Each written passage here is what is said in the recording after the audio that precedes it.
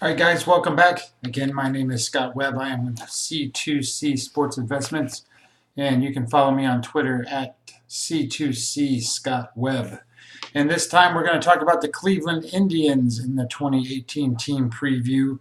Last year, this team won 102 games. They won the most games in the American League. They were 102 and 60. What's interesting about this team last year is the start that they got off to. They as a record all the way up to July the 19th, they were 48 and 45. They were only 3 games over 500. But you got to remember, this is also one of those teams that got really hot.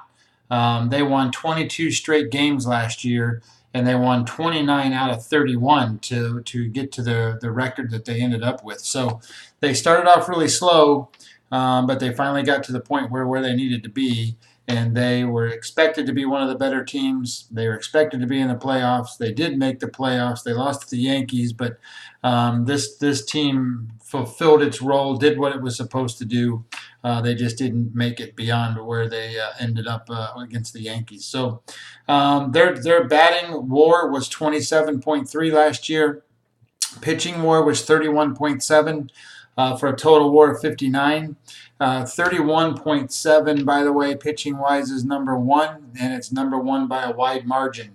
Yes, they can score runs. Yes, they have a decent offense, but at the same time, they did it through pitching. They had the starters of Kluber and Carrasco and Bauer, and those guys all put it together to make a solid staff. So, what about the team and where are they going and how does this all play out? So let's just start with the offense.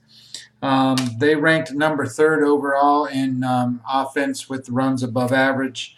They were sixth in scoring, so they scored the sixth most runs. And what was good about this team is they get on base. Their batting average was fifth. Their weighted on base average was second. So they're getting on base. But a lot of what they got was in walks. They drew a lot of base on balls. They were fourth in the league on walks. And again, just like the Astros were, this is one of the teams that didn't strike out. So we have some commonalities so far with the Astros and the Indians. The Astros struck out the least amount of times, and the Indians were 29th in strikeouts, which means they were second to best. But they do it a little different. They're not a big home run hitting team. They were average. They ranked 15th in home runs, but there's a big difference here in what's called ISO. And ISO is a gauge of doubles, triples, and home runs. So it measures a lot to do with I would call it power, but it's not home run power per se. It's more of the open field, hitting the doubles, getting some triples, that kind of stuff. They ranked fifth. So it's unusual for a team to be 15th in home runs and then fifth in the ISO category. So that means they had a lot of doubles. And another interesting number that I like to look at when you start to analyze a team and you compare them to other teams, there's a statistic called BSR. BSR is a base running statistic, and it breaks it down into how many runs above average does a team get by not hitting into double plays, by on a single getting an extra base to second base, maybe scoring on a play from second base when other teams wouldn't. So that it takes advantage of what their skill sets are on base running. And the Cleveland Indians on that category, they ranked sixth. So the average number is 0 that you get for runs above average. This team was 10 runs above average for the course of the year just in base running alone. But how does all this stuff play out towards this year and on offense? And then let's just before we get there, let's look at the pitching for last year, because this team was best in strikeouts per 9 innings. They were best in walks per 9 innings. They were best at home runs per 9 inning. They had the best ERA. They had the best FIP. They had the best XFIP. XFIP is a predictive model of FIP, and if you don't know what FIP is fielding independent pitching. It's a gauge of how the pitcher controls the game. It's his walks and strikeouts and home runs, basically. So it means that the pitcher is getting the outs or making the most contribution to the outs. He's not throwing the ball up there and having the batter contact making the outs. So FIP is a good thing. It's sort of just like an ERA if you want to look at it that way. So when you start to look at it, this team was excellent. Corey Kluber won the Cy Young Award. They had one of the best bullpens, and they bring in Andrew Miller out of the bullpen. His WAR was terrific. It was over 2 from a relief pitcher, which is amazing. So as you start to break this team down and kind of look at where they go, we talked about kind of the slow start they got off to and those kinds of things. But the 2018 version is a little different than the version of last year. So let's look at the 2018 team and get a little bit of an idea of what we're talking about. The 2018 batting number is 29 point, or is I'm sorry, I was looking at the wrong one. It's 26.1, so it's a little bit down from the 27.3 that they actually produced last year. But where the big number fall off is in pitching. They were 31.7 last year. The pitching is this is the same pitchers except for in the bullpen, and the pitching has dropped down to 20.8 in terms of predicted WAR. The reason for that is that you can't really keep thinking that some of these guys are going to have the same kind of year that they had last year.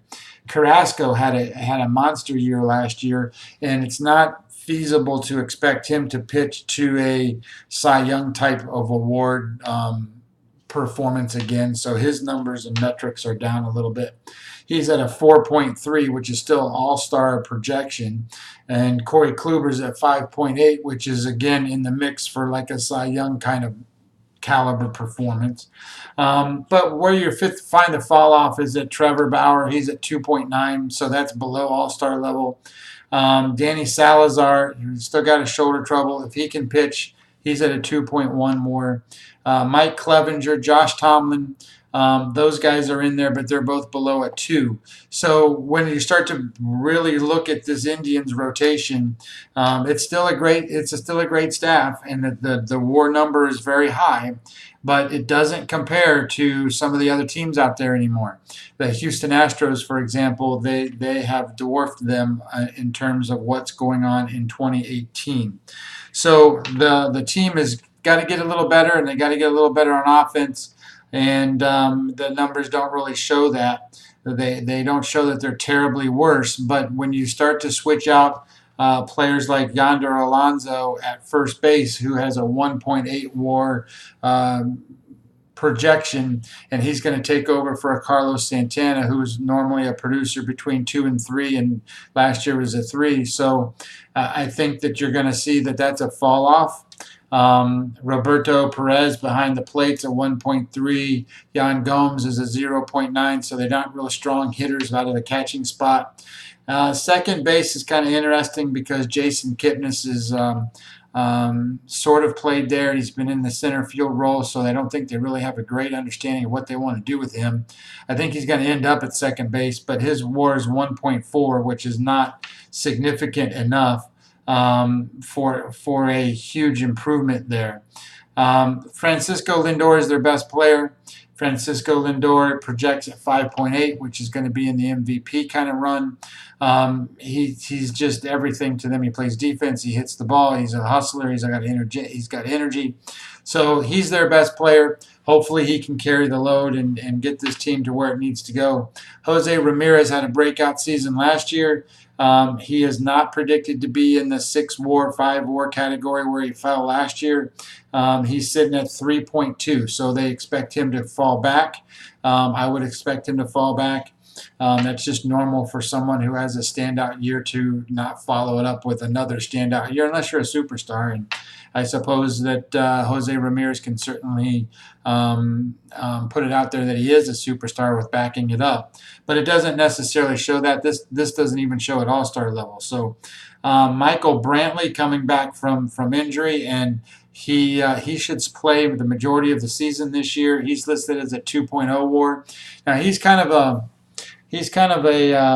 mixed idea here because if he's healthy and he plays well, he's an MVP kind of guy. So he can be a Lindor on this team and really be that third person that they need to really drive the offense. So Bradley Zimmer in center field. He's a 2.0 guy, and Edward Encarnacion, who actually didn't have a great year last year, but he's a DH. He's not going to play much in the field. He's a 2.3 WAR guy. So these players are good players, but they're not superstars except for Lindor. And I would also say that you could probably put Jose Ramirez in that category.